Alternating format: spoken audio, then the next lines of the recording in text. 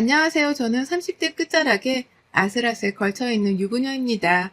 하루 24시간을 굉장히 바쁘게 사는 사람이라 사연 이거 정말 너무 올리고 싶었는데 자꾸 짬이 안 나서 쪼개고 쪼개서 올려봐요. 제가 원래 이렇게 바쁘기 전에는 배고픈 사람이었습니다. 사업 아이템들이 남들보다 너무 앞서서 다 말아먹어가지고 결국 배고프게 살아야 했죠.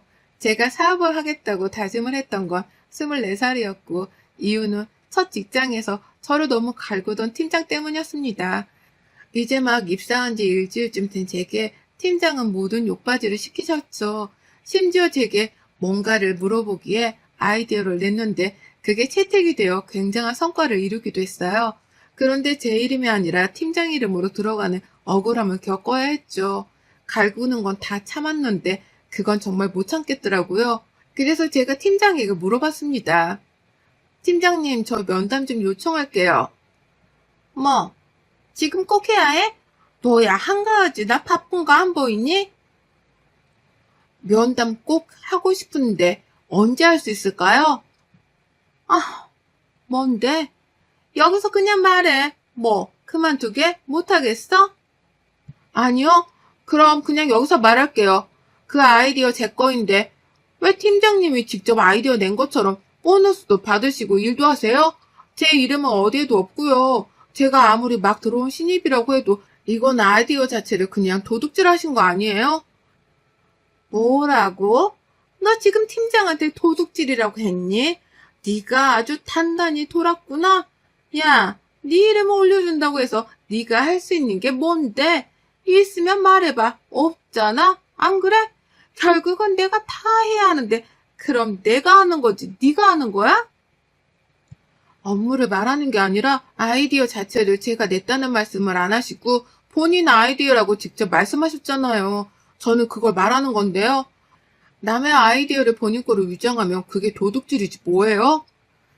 이런 싸가지 없는 게 할 줄 아는 것도 하나 없고 무능한 주제에 꼴에 자존심은 있다 이거야?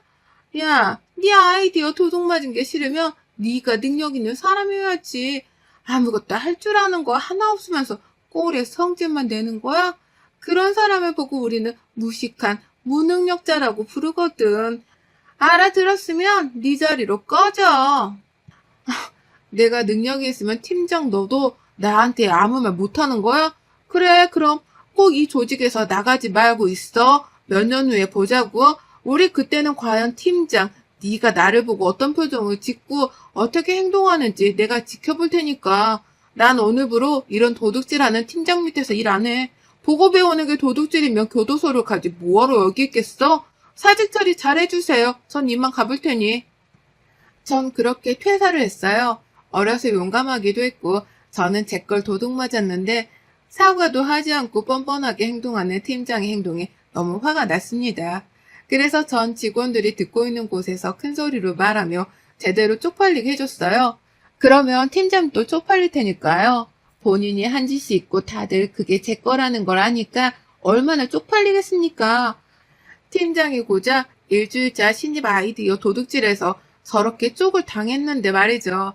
그렇게 용감하게 나왔지만 사실 그 바닥이 너무 좁아서 소문이 빨리 퍼졌고 제가 일방적으로 싸가지 없게 행동한 나쁜 신입으로 소문이 났죠.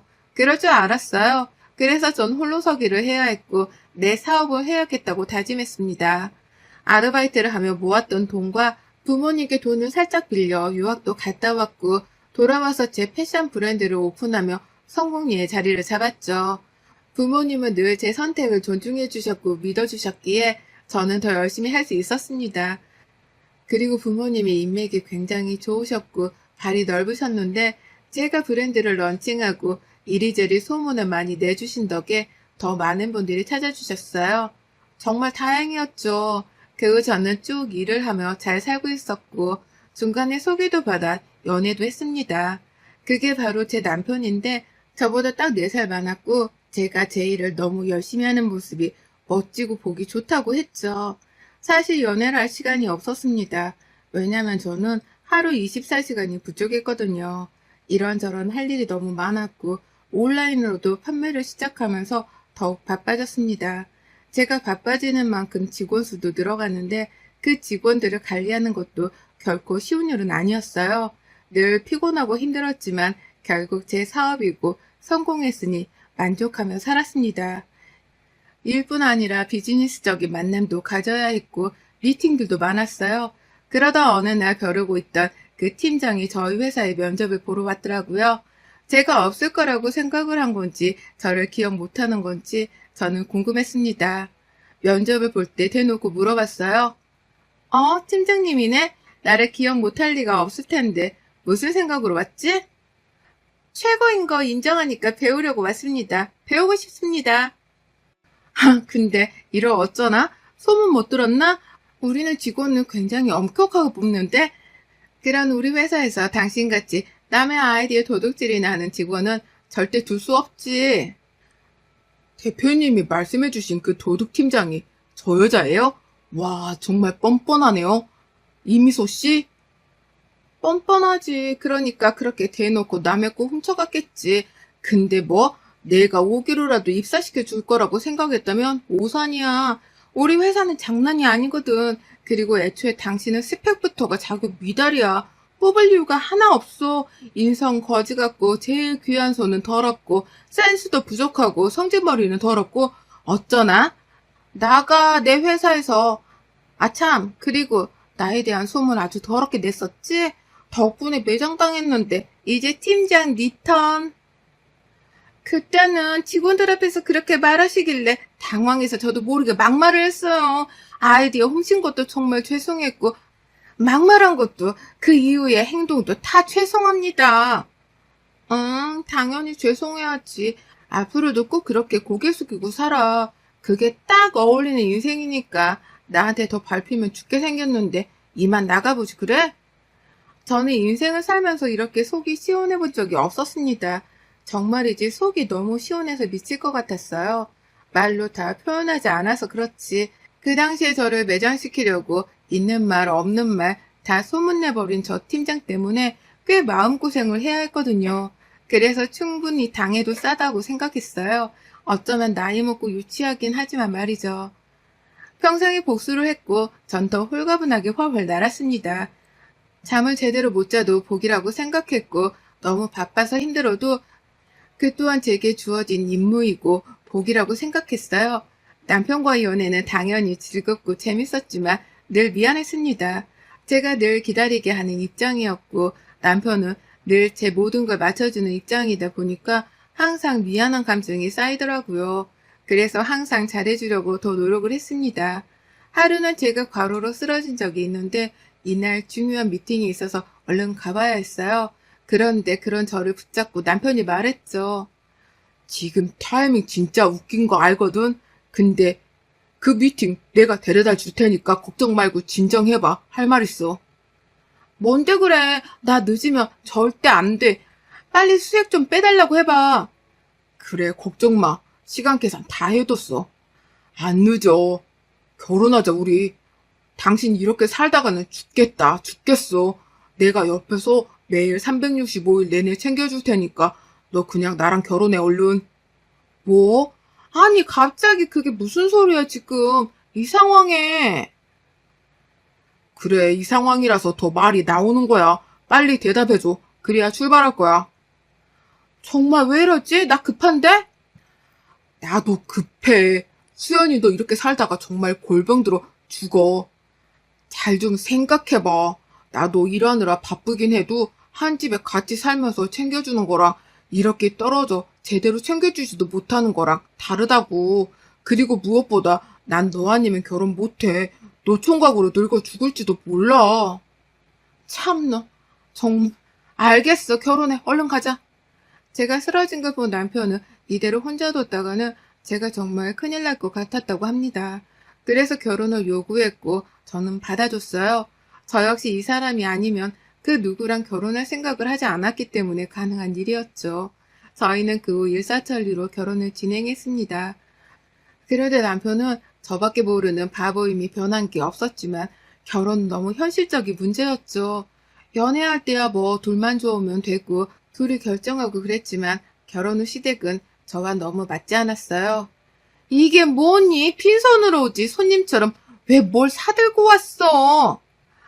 어머님 별거 아니고 어머님 딸기 좋아하신다고 해서 좀 사왔어요. 먹어보니까 달고 맛있더라고요. 돈도 그렇게 버는 CEO가 고작 딸기를 사왔어? 백화점 것도 아니고 그냥 동네 과일 가게에서? 네? 그 정도 체력가면 과일도 백화점에서 먹는 줄 알았는데 넌 아닌가 보다. 엄마 왜 그래? 왜 사람한테 말을 비비 꼬면서 해? 기분 나쁘게. 이 사람이 생각해서 사온 건데 진짜 과일 가게를 몇 곳을 돌아다녔는지 알아? 그러게 백화점 가서 한 번에 사오면 수월할 것을 뭐하러 그랬다니. 왜? 시애미한테는 백화점 과일은 먹이기 아까워? 아니요, 저도 백화점에서 안 사 먹어요. 비싸기만 하지 맛도 없거든요. 과일 가게에서 사는 과일이 제일 싱싱하고 맛있잖아요, 어머님. 아, 너무 먹어봐서 맛이 없어, 너는. 나는 모르는데 백화점 과일이 어떤 맛인지. 늘 저렇게 비비꼬면서 저를 못마땅해 하셨습니다. 그렇게 먹고 싶으면 본인이 직접 사 먹으면 될 것을 굳이 저를 걸고 넘어지셨죠. 심지어 시모의 이중성은 소름 끼쳤습니다. 함께 외식을 하자고 하셔서 룸을 예약했어요. 조용히 가족들끼리 먹고 싶어서요. 그런데 거기 일하는 직원이 하이가 저희 브랜드 거였죠. 남편이 그걸 알아보고 말했습니다. 방금 나간 직원분 하이, 당신네 거잖아. 그치? 이렇게 보니까 되게 반갑네. 저게 실용성이 좋게 나온 라인이지? 응, 맞아. 방금 여기 일하던 직원 말하는 거야? 응? 방금 나간 직원. 이봐요, 여기서 일하면 돈 많이 벌어요? 얼마나 받길래 그런 비싼 바지를 사 입는 거지? 아니면 돈도 없는데 있는 척 하고 싶어서 입어요? 아니, 우리 며느리가 그 브랜드 대표거든. 그래서 얼마나 가치 있는 옷인 줄 내가 아는데 그쪽이 입고 있는 게 웃겨서 물어봐요. 아, 죄송해요. 정말 죄송해요. 엄마, 지금 대체 무슨 말을 하는 거야? 왜 그래, 정말? 왜, 맞잖아. 그 고가 브랜드 옷을 이런 서빙하는 여자들이 다 입는 거면 너무 수치스럽지 않니? 이거 제 거 아니고 아는 언니가 준 거예요. 그렇게 고가인 줄 몰랐어요. 불쾌하셨다면 정말 죄송해요. 네? 아니에요. 정말 제가 죄송해요. 정말 죄송해요. 아니에요. 제가 주제도 안 맞게 비싼 걸 입고 다녔어요. 비싼 건지도 몰랐거든요. 세상에 정말 그렇게 말씀하지 마세요. 저는 브랜드 옷 입고 계신 거 보고 너무 감사했는데 왜 그렇게 말씀하세요? 정말 죄송해요. 웃기고 있네. 너도 속으로는 뭐 저런 여자가 내 브랜드 옷을 입냐고 생각했잖아? 이미지 관리하니? 어머님 정말 그만하세요. 왜 그러세요? 결국 그 직원은 울면서 나갔고 저는 따라 나가서 몇 번이고 사과를 하고 고개를 숙이고 했습니다. 시몬은 저를 괴롭히는 방법도 참 여러 가지였죠. 밖에서 저를 알아보는 누군가가 있으면 은근 내 며느리라면 으쓱거리는 게 있었고 그러면서 또 뒤로는 저를 괴롭혔습니다. 사람이 참 못된 심보죠. 이런 시모 때문에 저는 스트레스 너무 많이 받았고 시모를 만난 후에는 꼭 체하거나 위험이 오곤 했어요. 더 어이없는 건 신우입니다. 제게 마치 뭐라도 맡겨둔 사람처럼 행동을 했거든요. 새언니, 이번에 그 가방 예쁘던데 그것 좀 하나 줘요. 아니면 샤넬이나 디올 신상도 좋고. 네? 직접 사야죠. 제가 그걸 어떻게 줘요? 돈이 그렇게 많으면서 그 정도 써봤자 어차피 티도 안 나잖아요. 안 그래요? 아가씨, 제가 얼마나 있는 줄 알아요? 모르지 않나? 인터넷에 돌아다니는 거 다 루머고 팩트 아닌 거 알면서 왜 그래요? 한두 번도 아니고 저한테 뭐 맡겨둔 사람처럼 그렇게 하지 마요. 기분 나빠요, 저. 신우한테 가방 하나 주는 게 그렇게 정색할 일인가? 새언니가 대표면 뭐해? 주는 것도 없는데. 야, 김민정, 너 자꾸 그렇게 싸가지 없게 할 거야? 미쳤어? 내가 뭘 했다고 그러는데 가방 하나 주는 게 어렵냐? 본인은 명품 가방 세일 수도 없이 있으면서 짜증나. 신우가 남편과 나이 차가 많이 나거든요. 그래서 어렸을 때부터 오냐오냐 컸는데 그래서 그런지 엄청 싸가지가 없었습니다. 남편은 그런 신우를 부끄러워하고 늘 혼냈지만 아랑곳하지 않았어요. 왜냐면 옆에서 시모가 한수를 더 뜨고 있었거든요. 솔직히 남편이랑은 아무 문제가 없었으나 시간이 지날수록 시무와 신우 때문에 스트레스가 과해지니까 괜히 남편도 미워지는 거 있죠? 이게 참 무서운 감정인 거예요. 제가 시무에게 가장 크게 꼬투리를 늘 잡혔던 게 바로 요리였습니다. 음식을 제대로 못하거든요. 늘 그렇게 바쁘게 살다 보니 직접 해서 먹을 시간도 없었고 항상 밖에서 사 먹었습니다. 제가 가장 많이 먹는 게 김밥이나 샌드위치처럼 간편하고 빨리 먹고 치울 수 있는 것들이었어요. 제대로 밥 한 끼도 못 먹는 제가 무슨 음식을 만들고 요리를 하겠습니까? 그러니 시모 눈에는 너 잘 걸렸다 싶었겠죠. 제게 엄청 뭐라고 하셨습니다, 늘. 얘, 너는 칼질을 하나를 아직도 못해?